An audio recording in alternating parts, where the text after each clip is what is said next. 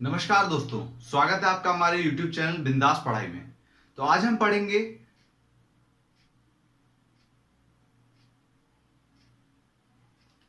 नमस्कार दोस्तों, स्वागत है आपका हमारे YouTube चैनल बिंदास पढ़ाई में।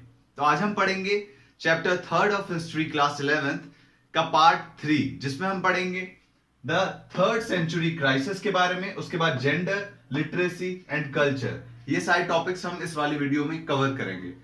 ठीक, तो स्टार्ट करते हैं द थर्ड सेंचुरी क्राइसिस से।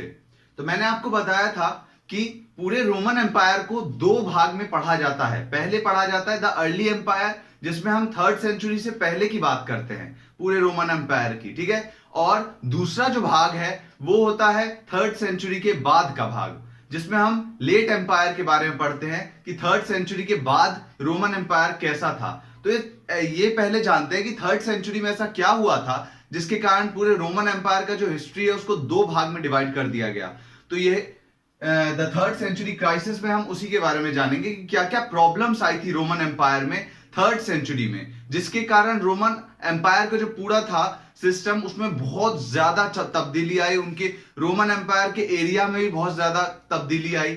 ठीक है, तो इसमें पढ़ते हैं। तो थर्ड सेंचुरी में क्या हुआ, 230 सीई में, कब 230 सीई में क्या हुआ कि रोमन एम्पायर ने अपने आप को बहुत सारी जगहों पे लड़ता हुआ पाया, बहुत सारी जगहों पे कमजोर पाया। अब कमजोर कैसे पा सकता है भाई, रोमन एम्पायर है, इतना बड़ा एम्पायर है। कौन सा एम्पायर है, रोमन एम्पायर। ठीक है, उस टाइम जो था रोमन एम्पायर सबसे बड़ा एम्पायर था पूरे वर्ल्ड का। ठीक है, तो ये कैसे भैया खतरे में आ सकता है, इसमें कैसे प्रॉब्लम आ सकती है। ये आप यही सोचेंगे कि इतना बड़ा एम्पायर है, तीन तीन कॉन्टिनेंट्स में फैला हुआ है, इसमें क्या प्रॉब्लम आएगी। तो रोमन एम्पायर में बहुत बड़ी प्रॉब्लम आई थी थर्ड सेंचुरी में। क्या आई थी कि 230 सीई में क्या हुआ कि रोमन एम्पायर का जो एक राइवल था, राइवल मतलब दुश्मन जो एम्पायर था, कौन सा एम्पायर था, मैंने आपको पहली वीडियो में बताया था, वो था ईरानियन एम्पायर, ईरान एम्पायर। ठीक है, तो ईरान एम्पायर जो था उसमें तब्दीली आ गई भैया, तख्ता पलट हो गया ईरान एम्पायर में। ठीक है, पहले जो थे ना इसके किंग, पहले जो राजा था इसका, उसको भगा दिया गया और एक नई डायनेस्टी आई यहां पे। ठीक है, नई बिल्कुल एक शासक यहां पे आए। उनका नाम क्या था, उनका नाम था ससानियंस। ससानियन जो शासक आए यहां पे, ससानियन लोग जो है पूरा ईरानियन एम्पायर पे रूल करने लग गए। ठीक, और ये जो ससानियन थे ना, ये बड़े ही खतरनाक आदमी सब थे। ये बहुत ही ज्यादा एग्रेसिव थे, बहुत ही ज्यादा बिल्कुल मार काट पे भरोसा करते थे कि भैया हमें अपनी जमीन बढ़ानी है, पूरे वर्ल्ड पे कैप्चर करना है, हमें कुछ नहीं छोड़ना है वर्ल्ड का हिस्सा, पूरा वर्ल्ड ईरान के अंडर में आना चाहिए। इनका ये मोटिव था, किनका, ससानियन का। तो इन्होंने क्या किया कि जैसे ये लोग गद्दी पे बैठे ना, वैसे इन्होंने क्या किया कि भैया युद्ध लड़ने स्टार्ट कर दिए, बहुत सारे युद्ध लड़ने स्टार्ट कर दिए। क्या करने के लिए, अपना एरिया बढ़ाने के लिए, अपना शासन बढ़ाने के लिए। तो भैया ईरानियन एम्पायर में क्या हुआ, तख्ता पलट हो गया। ससानियन भैया सब आए, उन्होंने क्या किया, भैया हमें पूरी दुनिया जीतनी है, और वो लोग दुनिया की जीत के राह पे आगे निकल गए। और 15 साल के अंदर ही उन्होंने, ससानियन लोगों ने, बड़ा ही खतरनाक थे लोग, बहुत बड़ी सेना थी इनके पास, इतनी बड़ी सेना कि आप पूछिए मत। ठीक, और रोमन साम्राज्य जो था वो भैया आराम से अपना, फर्स्ट और सेकेंड सेंचुरी में तो रोमन एम्पायर में कोई लड़ाई झगड़ा हुआ ही नहीं भैया। फर्स्ट सेंचुरी में नहीं हुआ, सेकेंड सेंचुरी में थोड़ा बहुत हुआ, लेकिन फिर भी उतना ज्यादा नहीं हुआ। ठीक, तो फर्स्ट एंड सेकेंड सेंचुरी में जो लड़ाई झगड़ा नहीं हुआ ना, तो इनके कारण क्या हुई थी, इनकी आर्मी जो थी वो कमजोर थी, इनके पास उतना ज्यादा क्या नहीं था, एक्सपीरियंस नहीं था लड़ने का। भैया ये लोग अब कमजोर पड़ चुके थे, इनके आर्मी के जो मेंबर्स थे, जबकि इनकी आर्मी जो थी रोमन एम्पायर की वो भी बहुत बड़ी थी। लेकिन ससानियन के पास क्या था, जोश था इनके पास, बहुत ज्यादा एग्रेसिव थे ये लोग, इनके पास घोड़े थे बहुत ज्यादा, इनके पास बढ़िया बढ़िया योद्धा सब थे।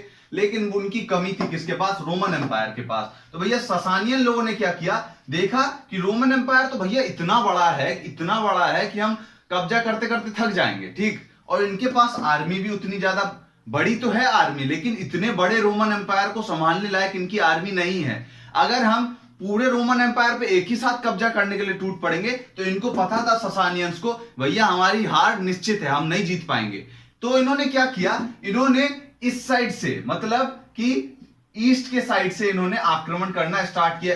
ईस्ट के साइड से ये लोग रोमन एम्पायर की तरफ आगे बढ़ना स्टार्ट हुए इधर, ठीक है, ससानियन लोग। ये लोग यहां से ईस्ट के साइड रोमन एम्पायर का जो ईस्ट का जितना भाग है ना, इतने को कैप्चर करने के लिए भैया धीरे धीरे आगे बढ़ने लग गए ससानियन लोग, ठीक है। इन लोगों के पास जोश तो था ही भैया। अब धीरे धीरे इन्होंने क्या किया, पहले इतना एरिया कैप्चर किया, छोटी सी आर्मी को हराया, फिर और कैप्चर किया, फिर एक और छोटी सी आर्मी को हराया। धीरे धीरे करके इन्होंने पूरा ये नॉर्थ, वो ईस्ट का जितना भी हिस्सा था, बहुत बड़े हिस्से पे कंट्रोल कर लिया अपना। किसने, ससानियन लोगों ने, जो नए शासक थे ईरान एम्पायर के, ठीक है भैया। तो एक राजा था जिसका नाम था शाहपुर, ठीक है, शाहपुर वन। तो भैया ये जो राजा था ना, इसने क्या बोला, इसने बोला कि भैया हमने रोमन एम्पायर जो है उसके जो ईस्ट साइड का कैपिटल है, मेन सिटी है, मैंने आपको क्या बताया था, 2 मेन सिटी थी, 2 नहीं और भी ज्यादा थी, लेकिन मेन जो थी दो सिटी थी, कौन सी, अलेक्जेंड्रिया और एंटियोक। क्या थी, एंटियोक। एंटियोक जो था एक बहुत ही इंपॉर्टेंट हिस्सा था, कहां का, रोमन एम्पायर का। तो भैया अब इस शाहपुर ने क्या किया कि शाहपुर ने सीधा एंटियोक पे कब्जा कर लिया। यहां पे कहीं था एंटियोक भैया। शाहपुर वन ने एंटियोक पे कब्जा कर लिया और बोला भैया हम अब इस साइड के राजा हैं, ठीक, पूरे रोमन एम्पायर के ईस्ट के साइड पे हमने अपना कैप्चर कर लिया है। रोमन एम्पायर जो हमारे सामने घुटने टेक चुका है। किसने बोला, ईरानियन एम्पायर के जो राजा था शाहपुर वन, उसने बोला कि मैंने एंटियोक पे कब्जा कर लिया है, जो कैपिटल है कहां का, ईस्ट साइड का, रोमन एम्पायर का, तो मैंने उस पे कब्जा कर लिया है। और इसने एक और बात बोली, इसने बोला कि हमने 60,000 सैनिक को, कितने को, 60,000 सैनिक को हमने रोमन एम्पायर के बंदी बना लिया। भैया कितनी बड़ी संख्या है, सोचो। तो इसने सही में ऐसा किया था, किसने, शाहपुर ने सही में रोमन एम्पायर के 60,000 सैनिकों को अपना कब्जे में ले लिया और यहां तक कि एंटियोक पे भी कब्जा कर लिया। अब भैया यहां पे रोमन एम्पायर आ गया बिल्कुल खतरे में, इनके ऊपर अब खतरा मंडराने लग गया रोमन एम्पायर के ऊपर। अब इन्होंने 2 दशक तक, 2 सेंचुरी तक तो भैया आराम से राज किया कि भाई कोई वॉर और उतना ज्यादा नहीं लड़ना पड़ा इनको। क्यों, क्योंकि ईरानियन एम्पायर कमजोर था उस समय में। अब ये लोग आराम से मजबूत होके आए, बिल्कुल बोनवीटा पी के आए आराम से, और इनके अंदर क्या था, जोश था। इन्होंने इनके ऊपर कब्जा कर लिया भैया, ईस्ट साइड के बहुत सारी जगहों पे कब्जा कर लिया। एक बात तो हमने ये पढ़ ली कि क्यों रोमन एम्पायर 3rd सेंचुरी में कमजोर हुआ, 230 सीई के बाद क्यों रोमन एम्पायर कमजोर हुआ, इसके बारे में हमने पढ़ लिया, ठीक। अब दूसरी बात एक और थी भैया, सोने पे सुहागा इनके साथ क्या हो गया रोमन एम्पायर के साथ। अब एक जर्मनिक ट्राइब था, जर्मनिक ट्राइब, जो जर्मनी साइड में रहता था, ठीक है, यहां पे बहुत सारे ट्राइब थे। अब इन्होंने क्या किया, अब इनके अंदर भी जोश फूट गया भैया, इन लोगों ने तो इनके ऊपर कब्जा करके आराम से हरा दिया। अब ये रोमन एम्पायर जो था इनसे क्या करता था, टैक्स वसूलता था जर्मनिक ट्राइब से। इन लोग इतनी मेहनत करते थे, इनसे टैक्स वसूलता था, और भी कुछ परेशानी करता होगा जर्मनिक ट्राइब को। तो इन लोगों ने क्या किया कि भैया अब हम आपके अंडर में नहीं रहेंगे, हमें अपना साम्राज्य चाहिए। इन्होंने, किसने बोला, जर्मनिक ट्राइब ने। तो जर्मनिक ट्राइब ने क्या किया कि ये जो ऊपर का हिस्सा था ना, नॉर्थ का हिस्सा, ये राइन और दनुबे रिवर यहां से निकलती थी नॉर्थ के साइड से, ठीक है। नॉर्दर्न बाउंड्री जो थी रोमन एम्पायर की, वो राइन और दनुबे रिवर जो थी ना, उससे कंस्ट्रक्टेड थी, ठीक है, उससे बनी हुई थी। तो इन्होंने क्या किया जर्मनिक ट्राइब ने कि राइन और दनुबे रिवर की के पास का बहुत बड़ा एरिया रोमन एम्पायर से जीत लिया। कैसे जीत लिया, अब आप सोचो कि भैया एक ट्राइबल कम्युनिटी इतने बड़े साम्राज्य को कैसे हरा दिया इन्होंने। तो इसीलिए हरा दिया क्योंकि ये भैया लोग यहां से तो ग्रसित थे, पहले से यहीं से परेशान थे ईरानियन एम्पायर से। ये लोग बोल रहे थे कहां से आ गए यार, ये लोग दिमाग खराब करके रख दिया इन्होंने हमारा। अब इनके ऊपर से और हल्ला बोल कर दिया, किसने, जर्मनिक ट्राइब ने रोमन एम्पायर के ऊपर। तो भैया रोमन एम्पायर ने बोला लो करो जो करना है हमारे साथ कर लो ले जाओ अपना जमीन। तो जर्मनिक ट्राइब ने ऊपर नॉर्थ की बहुत बड़ी जमीन पे अपना कैप्चर कर लिया रोमन एम्पायर की। तो रोमन एम्पायर में थर्ड सेंचुरी में, कब, थर्ड सेंचुरी में बहुत बड़े बड़े युद्ध लड़े गए, बहुत सारे युद्ध लड़े गए। और युद्ध लड़ेंगे तो क्या होगा, बहुत बड़ी संख्या में लोग मारे गए इस समय में। और पॉलिटिकल इंस्टेबिलिटी भी थी। पॉलिटिकल इंस्टेबिलिटी मतलब कि यहां पे कोई एक राजा नहीं रह सका, मतलब लंबे समय तक। जो राजा बनता था उसको युद्ध लड़ने तो जाना ही पड़ेगा भैया, और सिपाहियों को थोड़ा ना आगे कर देगा भैया जाओ आप युद्ध लड़ो, हम आराम से महल में बैठे हैं। उनको भी तो जाना पड़ेगा ना राजाओं को। तो राजा लोग युद्ध में जाते थे। अब ये ईरानियन लोग काट मार के फेंक देते थे इनको, या फिर ये जर्मनिक ट्राइब लोग। तो भैया युद्ध में बहुत सारे राजाओं की मृत्यु हो गई। कहां के, रोमन एम्पायर के। आप सोच सकते हैं कि 40 से 45 साल के बीच में, मतलब इस समय से थर्ड सेंचुरी में 40 से 45 साल के बीच में 25 से लेके 27 राजा मारे गए। सोचिए इतने सारे राजा मारे गए और चेंज हुए। मतलब इतने छोटे से अंतराल में, 40-50 साल के अंतराल में 27, मतलब हर एक, आप अगर एवरेज निकालोगे तो हर 2 साल में राजा चेंज हो रहा था। कहां पे, रोमन एम्पायर में। तो यहां पे पॉलिटिकल इंस्टेबिलिटी भी आ गई थी रोमन एम्पायर में बहुत ज्यादा मात्रा में। ठीक, तो हमने क्या पढ़ लिया, हमने थर्ड सेंचुरी क्राइसिस के बारे में अब पढ़ लिया। तो हमने थर्ड सेंचुरी क्राइसिस के बारे में पढ़ लिया। अब पढ़ते हैं जेंडर के बारे में। ठीक है, सबसे पहले तो जेंडर से क्या समझ रहे हैं, इस वाले टॉपिक में हम पढ़ेंगे मेनली फैमिलीज कैसी हुआ करती थी। कहां पे, रोमन एम्पायर में। तो फैमिलीज जो थी वो न्यूक्लियर फैमिली हुआ करती थी रोमन एम्पायर में। न्यूक्लियर फैमिली मतलब कि एक बाप, एक मां और उनके जो बच्चे थे वो। ठीक, तो इसमें केवल वही हुआ करते थे। यहां पे माता के पिता के साथ उनके बच्चे नहीं रहा करते थे जब बच्चे जवान हो जाया करते थे। मतलब कि मान लीजिए कोई लड़का 18-19 साल का हो गया उस समय में, तो वो अपने माता पिता से दूर चला जाता था। वो अपना घर बसा लेता था अलग, शादी करके अपना घर बसा लिया और वो अलग घर में रहना स्टार्ट कर देता था, अपने माता पिता के साथ नहीं रहता था। ठीक, तो सबसे पहले बात हमने ये जानी। और उसके बाद दो जो भाई थे वो एक साथ नहीं रहते थे, वो अलग अलग रहा करते थे। यहां पे मतलब जॉइंट फैमिलीज नहीं हुआ करती थी, यहां पे न्यूक्लियर फैमिलीज हुआ करती थी जिसमें माता पिता, उनके बच्चे, और जवानी के बाद जवान जब हो जाते थे, कब, कौन, उनके जो बच्चे थे माता पिता के, तब बच्चे अलग चले जाया करते थे और माता पिता एक साथ रहा करते थे। ठीक, हमने न्यूक्लियर फैमिली क्या होती है हमने ये जाना सबसे पहले। उसके बाद पढ़ते हैं कि जो जेंडर था, मतलब दो जो जेंडर होते हैं वुमेन और मैन, तो क्या होता था, वुमेन और मैन में जो डिफरेंस होता है वो बहुत सारी सोसाइटीज में बहुत ज्यादा होता है। वुमेन के पास बहुत कम फ्रीडम होता है एज कंपेयर टू मैन। लेकिन रोमन सोसाइटी में, रोमन जो साम्राज्य है उसमें वुमेन के पास बहुत सारे राइट्स थे एज कंपेयर टू मैन। मतलब बिल्कुल इक्वल राइट्स थे। अब इक्वल राइट्स किस किस चीज में थे, सबसे पहला और सबसे इंपॉर्टेंट जो चीज थी वो थी राइट टू प्रॉपर्टी। वुमेन के पास क्या राइट था, राइट टू प्रॉपर्टी था वुमेन के पास। ठीक है, मतलब कि लड़कों का जितना हिस्सा होगा अपने मतलब बाप के प्रॉपर्टी पे, जितना बेटों का हिस्सा होगा उतना ही बेटियों का भी हिस्सा होगा। मान लीजिए किसी के 3 बच्चे हैं, कोई यहां पे बंदा है उसके 3 बच्चे हैं यहां पे। ठीक है, 3 बच्चे हैं, ये बॉय है, ये बॉय है, ये गर्ल है। ठीक, तो भैया इस गर्ल को भी उतना ही मिलेगा जितना इसको मिलेगा, और इसको भी उतना ही मिलेगा जितना इसको मिलेगा। मतलब तीनों के बीच में बराबर मात्रा में जमीन का बंटवारा होगा। ऐसा था इस वो रोमन सोसाइटी में कि सब में, लड़का हो या लड़की, सब में बराबर मात्रा में जमीन का बंटवारा होता था। ठीक, पापा की प्रॉपर्टी पे जितना बेटों का हक था उतना ही बेटियों का भी हक था।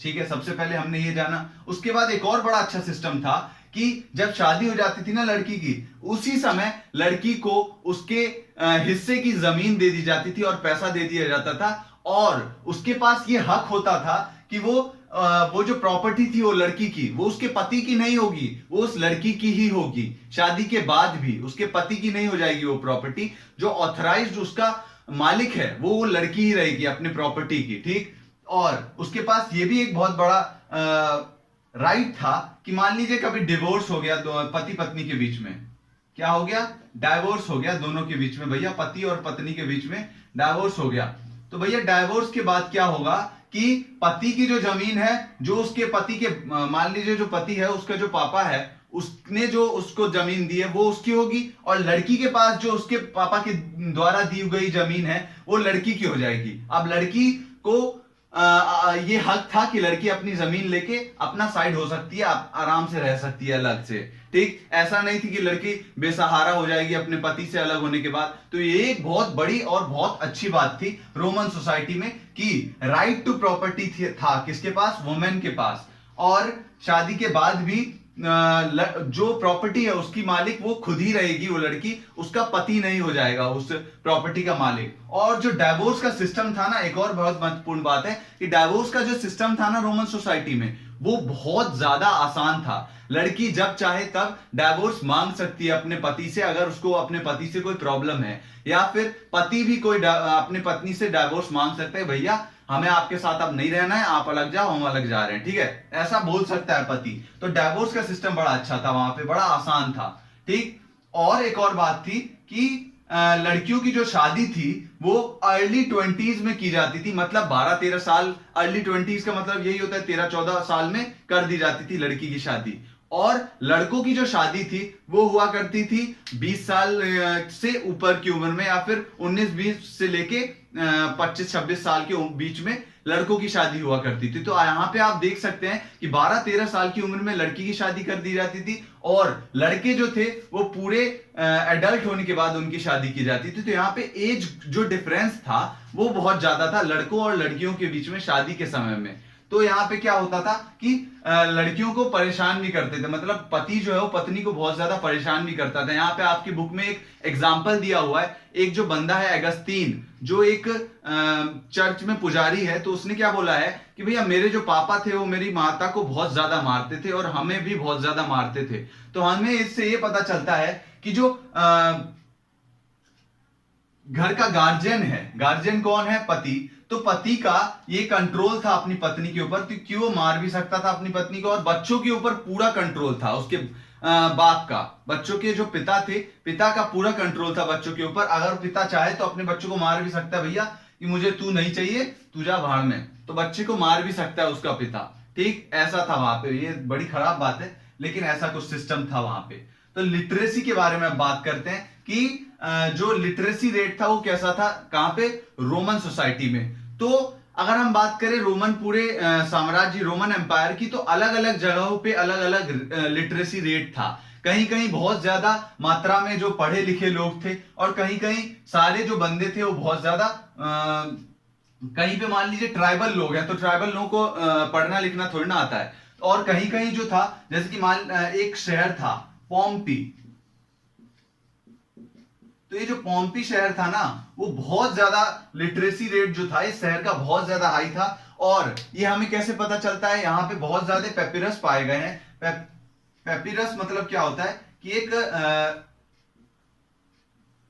पेज होता है, पेज ये किससे बना होता है, ये पेज एक पौधे से बना होता है, एक पत्ते से बना होता है, एक पौधे के, ठीक, जो एक नील नदी के पास पाया जाता है। ये मैंने आपको पहली वाली वीडियो में भी बताया था कि पेपिरस जो होता है वो नील नदी के पास एक पत्ता पाया जाता है, तो ये लोग पत्तों पे लिखा करते थे। तो ये जो पत्तों पे जो पत्ते हैं ना बहुत भारी मात्रा में पाए गए हैं, जिनके ऊपर बहुत सारी चीजें लिखी गई है, ठीक है, पोम्पी शहर में। तो पोम्पी शहर जो था वो 72 BCE में, शायद 72 BCE में जो था वो वॉल्केनिक इरप्शन में नष्ट हो गया था, मतलब खत्म हो गया था, ये शहर विलुप्त हो गया था 72 BCE में, ठीक। तो इस शहर में बहुत सारे ऐसी ऐसी एडवर्टीजमेंट पाई गई है वॉल्स पे, स्ट्रीट वॉल जो रास्ते पे जो एडवर्टीजमेंट पाई गई है, जैसे कि आपने देखा होगा कि कुछ कुछ रास्तों पे निरमा का ऐड होता है, घड़ी का ऐड होता है, तो वैसे भी वहां उस समय में भी कुछ होता होगा। तो एड्स बहुत ज्यादा पाए गए हैं, कहां पे, वॉल्स पे, दीवारों पे, जो शहर की स्ट्रीट्स की दीवारें थी उस पे बहुत ज्यादा एडवर्टीजमेंट पाई गई हैं। और भी बहुत सारी चीजें, जैसे कि जो कॉन्ट्रैक्ट्स थे, तो बहुत सारे कॉन्ट्रैक्ट्स के पेजेस पाए गए हैं, जिसमें मान लीजिए किसी किसान ने किसी को से पैसे लिए हैं, लोन लिया है किसी मर्चेंट से, तो वो मर्चेंट जो था वो कॉन्ट्रैक्ट तैयार करवा लेता था, किससे, स्क्राइब्स से लिखवाता था कि भैया मैंने इसको इतने पैसे दिए, एक पेज पे आप मेरे को लिख के दो, एक कॉन्ट्रैक्ट बना के दो कि भैया मैंने दिए हैं तो मेरे को इसको वापस करने पड़ेंगे मेरे को पैसे। तो बहुत सारे ऐसे कॉन्ट्रैक्ट्स पाए गए हैं, एडवर्टीजमेंट बहुत सारे हैं। उसके बाद दीवालों पे महलों की जो दीवारें हैं उस पे बहुत ज्यादा चित्रकारी हमें दिखती है, तो उससे हमें पता चलता है पोम्पी शहर में बहुत ज्यादा जो लिटरेसी रेट था वो हाई था। और मैंने आपको पहले ही बता दिया कि अलग अलग जगहों पे अलग अलग लिटरेसी रेट था, कहीं कहीं बहुत ज्यादा कम था लिटरेसी रेट और कहीं पे बहुत ज्यादा था लिटरेसी रेट, जैसे कि पोम्पी शहर में बहुत ज्यादा था। और ऐसा ही सेम था समाज के साथ भी, बहुत ज्यादा वर्ग ऐसे थे सोसाइटी के जो बहुत ज्यादा अनपढ़ थे, और कुछ कुछ जो सोसाइटी के सेक्शंस थे वो बहुत ज्यादा हाई लिटरेसी रेट था उनका। जैसे कि अगर हम बात करें आर्मी ऑफिशियल्स की, तो आर्मी ऑफिशियल्स जो थे वो बहुत ज्यादा पढ़े लिखे थे, ठीक है, उस समय में। और हम बात करें तो कुछ कुछ एडमिनिस्ट्रेशन में जो लोग थे ना वो भी बहुत ज्यादा पढ़े लिखे थे। राजकाज में जो लोग थे, जैसे कि आज भी बहुत ज्यादा पढ़े लिखे होते हैं, कौन, आईएएस ऑफिसर्स या फिर ये लोग जो होते हैं आईपीएस, तो ये लोग बहुत ज्यादा पढ़े लिखे होते हैं, तो ये लोग भी एडमिनिस्ट्रेशन में हुआ करते हैं। तो उस समय में भी जो एडमिनिस्ट्रेशन था ना उसमें जो लोग थे वो बहुत ज्यादा पढ़े लिखे थे, और आर्मी ऑफिशियल्स भी बहुत ज्यादा पढ़े हुए थे। तो कुछ कुछ सेक्शन जो था वो बहुत ज्यादा पढ़ा लिखा था, कहां पे, रोमन सोसाइटीज में।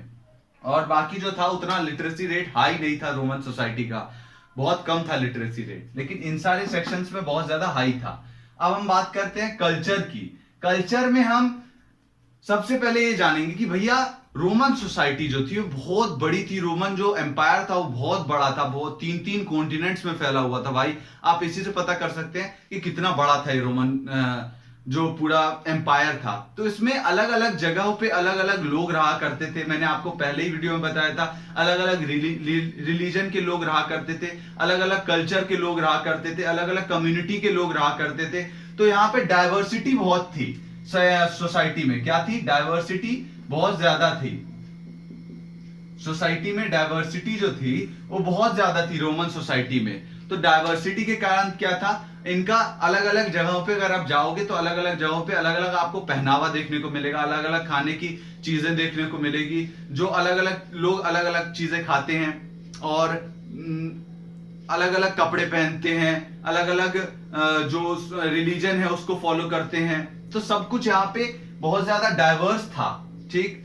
अगर हम एक जगह से दूसरी जगह जाएं तो बहुत ज्यादा डाइवर्सिटी थी रोमन सोसाइटी में, क्योंकि ये बड़ा ही इतना था। और ये जो था यहाँ पे बहुत ज्यादा ट्राइबल लोग भी रहा करते थे रोमन सोसाइटी में। तो ट्राइबल लोगों की भी अपनी अपनी भाषा थी, अपनी अपनी कल्चर था, अपना अपना रिलीजन था। ये लोग तो अपने रिलीजन को ही फॉलो करते थे, ठीक। तो यहाँ पे डाइवर्सिटी बहुत ज्यादा थी। हमने कंक्लूजन ये किया, ठीक है। अगर हम कल्चर की बात करें, यहाँ पे भाषा भी बहुत ज्यादा थी। यहाँ पे एक कोई भाषा का प्रयोग नहीं होता था रोमन सोसाइटी में। रोमन एम्पायर में बहुत सारी भाषाएं थी। नंबर्स ऑफ जो लैंग्वेज थी वो बहुत ज्यादा थी, हंड्रेड्स में चली जाती थी। और जैसे कि हम बात करें तो कॉप्टिक जो थी, मेन जो भाषा थी उसकी अगर हम बात करें तो कॉप्टिक, केल्टिक, उसके बाद अर्मेनियन, अरमेइक,